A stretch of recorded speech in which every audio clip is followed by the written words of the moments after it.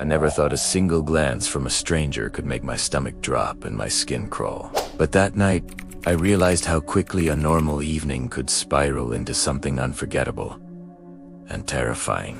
Before we begin, make sure to subscribe, hit the notification bell, leave a like, and drop a comment sharing your thoughts. Don't skip this one. The ending will truly shock you and leave you unsettled. It happened about 2 years ago, when I was still living in a small town just outside the city. I worked late shifts at a gas station, the kind that always seemed stuck in the 1980s. Flickering neon signs, humming refrigerators, and a parking lot that felt like a trap after midnight. Most nights were dull. A few drunks stumbling in for cigarettes, truckers grabbing coffee, and the occasional regular who didn't mind chatting with the night guy. But that night was different.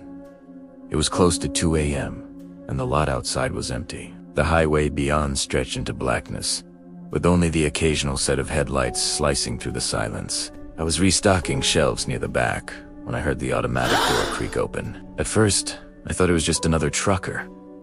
But when I looked up, my throat tightened. A man stood at the entrance, tall and gaunt, with clothes that seemed off. Not dirty, exactly, but mismatched.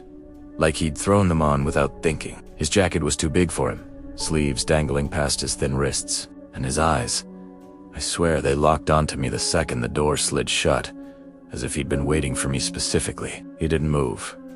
He didn't say anything. He just stood there, hands at his sides, staring. "Evening," I said, my voice breaking the hum of the refrigerators.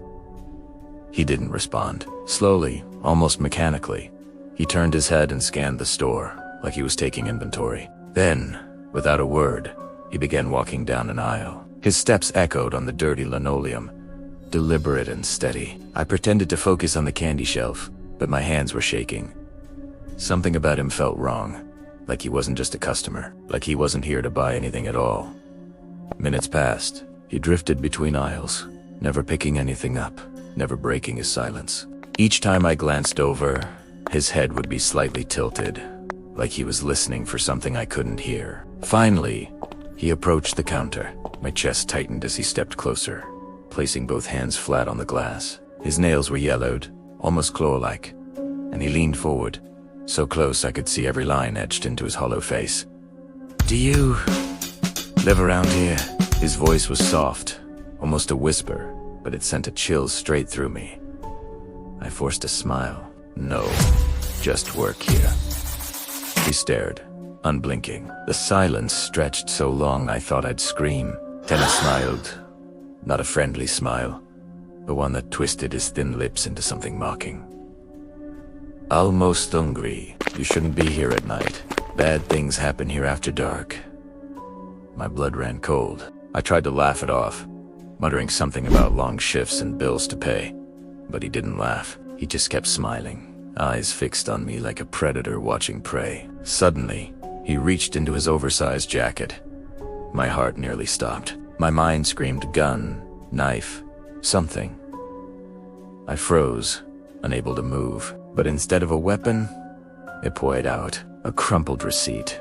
He held it up between two fingers and whispered, "Do you know what this means?" I shook my head, too scared to speak. He placed the receipt on the counter. It was blank. No ink, no numbers, just a strip of paper.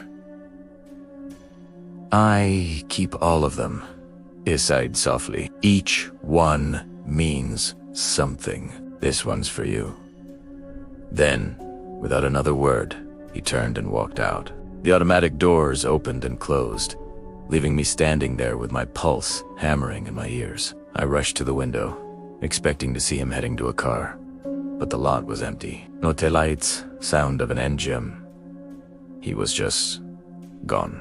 I didn't sleep when I got home that morning. The blanket set sat on my nightstand, like a bad omen. I told myself he was just a lunatic passing through, someone I'd never see again. But a week later, at the exact same time, 2 a.m.,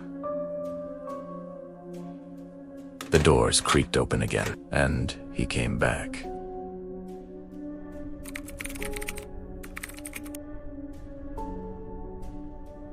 The moment I saw him step through the doors again, My stomach dropped. It was like déjà vu, but darker. As if the week that had passed had only been a countdown to this exact moment. Same oversized jacket, same thin face, and the same unblinking eyes that locked onto me like he hadn't forgotten. The store was empty except for us. No truckers, no late-night stragglers, just me and him. Back again, I managed to say, though my throat was dry. He didn't reply. He didn't even glance around like last time. He walked straight to the counter, each step echoing in the hollow silence. I could feel my palms sweating as he leaned forward, placing both hands on the glass again. "I told you," he whispered. "Bad things happen here after dark." His breath smelled stale, like damp cardboard. I swallowed hard. "Listen, man, if you're not here to buy something, you can't hang around. I'll have to call the cops." The smile returned, stretching too wide, like he was savoring my fear. Slowly, he reached into his pocket again. I froze, every nerve in my body screaming. When his hand came out, he was holding another crumpled receipt. He smoothed it out and laid it in front of me. This one wasn't blank. There was writing on it, scrawled in shaky ink. My name. My full name. My heart nearly stopped. I hadn't told him my name. I knew I hadn't. How? How do you know that? My voice cracked. He tilted his head like a curious bird. "I know more than that," he whispered. "I know where you sleep." I felt my legs weaken. My hand inched toward the phone behind the counter, but before I could grab it, he suddenly slammed his palm against the glass, hard enough to rattle the register. I jumped, heart pounding. His smile never wavered. "You shouldn't be here," he repeated, his voice low and steady. "Bad things happen at night. To people like you." For a moment, I couldn't breathe. The air felt thick, pressing in around me.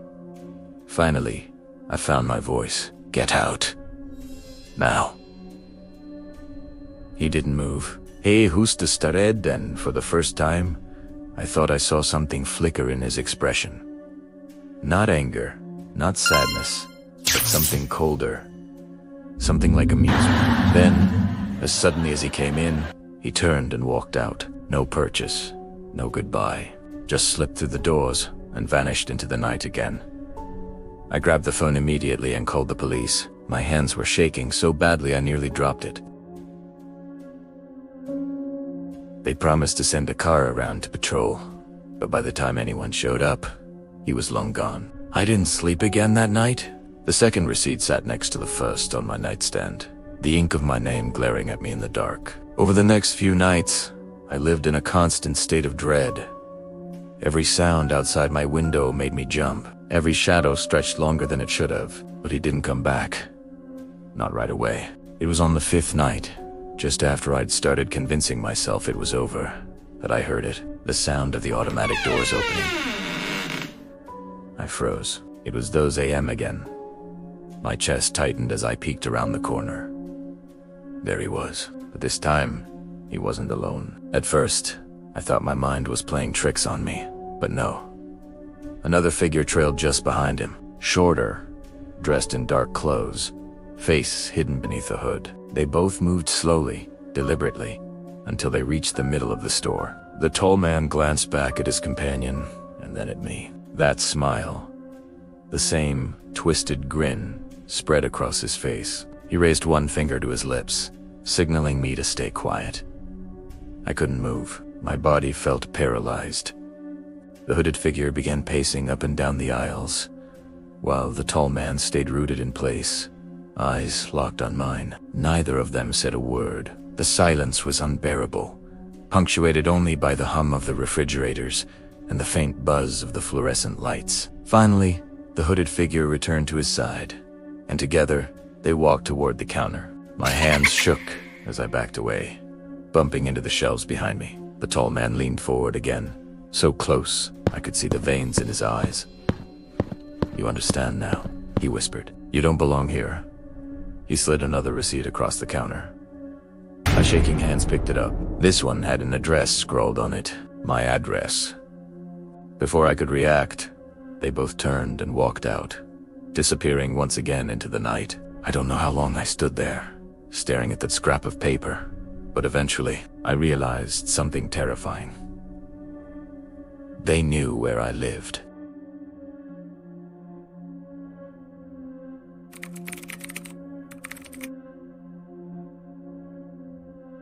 I didn't go home that night. I couldn't. I stayed in the gas station until the morning shift arrived, clutching that receipt with my address scribbled on it. My coworker thought I was joking when I told him what had happened, but when I shoved the paper into his hands, his face went pale. He urged me to call the police again, so I did.